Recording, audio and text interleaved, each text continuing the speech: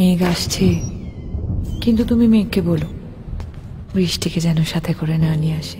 আমাদের আজকে এই ঋতু মানে মৃত্যুদিন আমি কথাটা বলি না, বাট হ্যাঁ মানে ঋতু এই দিনটা আমাদের ছেড়ে চলে গেছিলো। আজকে আমাদের ট্রেলার দেখলেই বোঝা যাচ্ছে এই ছবিটা তাকে শ্রদ্ধা জানিয়েছেন ইন্দ্রদীপ।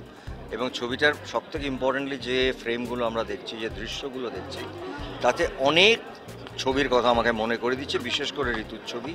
এবং এই ধরনের বাংলা ছবি, আমি আবার বলছি, এই ধরনের বাংলা ছবি প্রত্যেকটা ছবি ভালো হবে তার নিজের মতো, কিন্তু আমাদের যে একটা বাংলা ছবির গন্ধ সেটা ভীষণভাবে পেলাম আমি এই ট্রেলারটায়।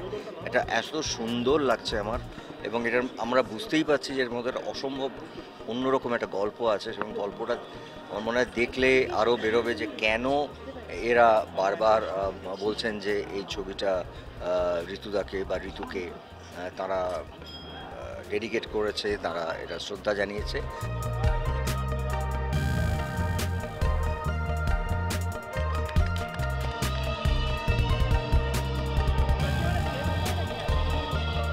আমরা রোজকার দৈনন্দিন জীবনের ভাগ দৌড়ে যেটা ভুলে যাই আমাদের নিজেদের মনে প্রবেশ করতে, সেই মনে প্রবেশ করার কথা।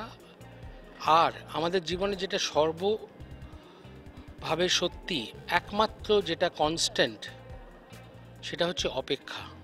সেই অপেক্ষা শব্দ, সেই অপেক্ষা বলে অনুভূতি, এবং আমাদের মধ্যে একটা অপেক্ষা আছে যে ঋতুদার মতো কেউ আবার আমাদের মধ্যে ফিরে আসবে।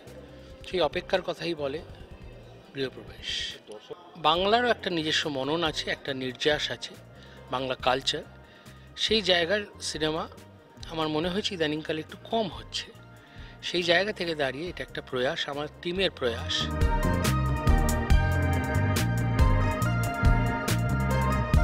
আমি আইডির কাছে ভীষণভাবে কৃতজ্ঞ যে ওনার যে থট, উনি ঋতুদাকে ট্রিবিউট দিয়ে একটা পুরো ছবি, ছায়াছবি বানিয়েছেন, এবং সেটার ভীষণ ইম্পর্ট্যান্ট একটা পার্ট হতে পেরে আমার খুবই ভালো লাগছে। ঋতুদার সাথে কখনো কাজ করা হয়নি, ঋতুদার মানে ছোঁয়া কখনো পাইনি, কিন্তু এই ছবি করতে গিয়ে ঋতুদা কোথাও সারাক্ষণ আমাদের সাথে ছিলেন, সেটা ফিল করেছি।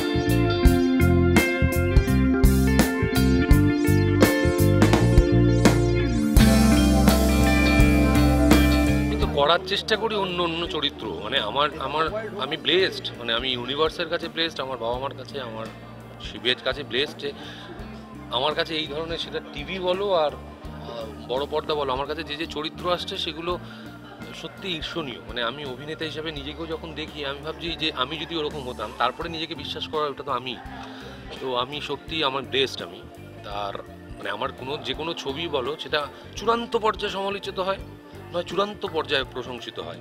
তো এইটা তো প্রাপ্তি আমার কাছে, বলো। মানে আমি অভিজ্ঞতা সঞ্চয় করছি প্রত্যেকটা জায়গায়।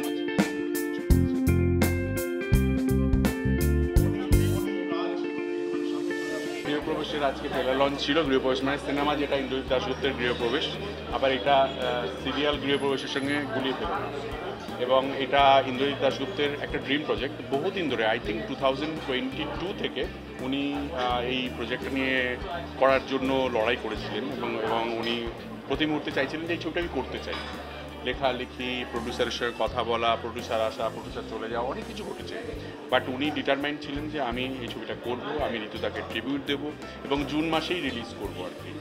এবং সত্যি সত্যি উনি খুব কষ্ট করে এই ছবিটা বানিয়েছেন। আমি ওনার প্রডিউসারকে ধন্যবাদ জানাবো যে ওনার সঙ্গে এই ছবিটা করার জন্য রাজি হয়েছেন। এবং সত্যি সত্যি আমি গল্পটা জানি, অসাধারণ একটা ছবি, এবং ঋতুদাকে মানে ট্রিবিউট দেওয়ার জন্য এর থেকে ভালো ছবি হতেই পারে না আর কি। এবং ট্রেলার দেখে আমার ভীষণ ভালো লেগেছে, আশা করি তোমাদের সবার ভালো লাগবে ট্রেলার দেখে।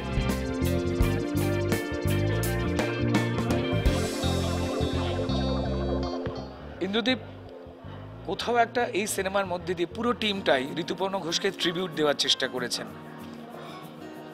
এই ট্রিবিউটটা শুধুমাত্র দেওয়ালে ঋতুপর্ণ ঘোষের সিনেমার ছবি নয়, প্রত্যেকটা চরিত্র, দেওয়াল, সেখানে কোথাও যেন ঋতুদার ওই আদরটা লুকিয়ে রয়েছে, যা বড় কঠিন। বুনেছেন একদম নিজের মতো করে ইন্দ্রদীপ দাশগুপ্ত, কোথাও কাউকে নকল করা নেই। আর সেই জন্যই বোধহয় বাড়তি ভালো লাগা এই সিনেমার সম্পর্কে।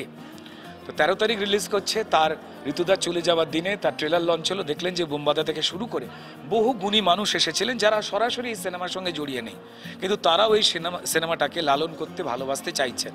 তো প্রত্যেকেই বলবো বাড়িতে গিয়ে সপরিবারে এই সিনেমাটা দেখুন। খুব কঠিন কথা খুব সহজ করে বলেছেন ইন্দ্রদীপ দাশগুপ্ত। রানার রিপোর্ট, এস নিউজ।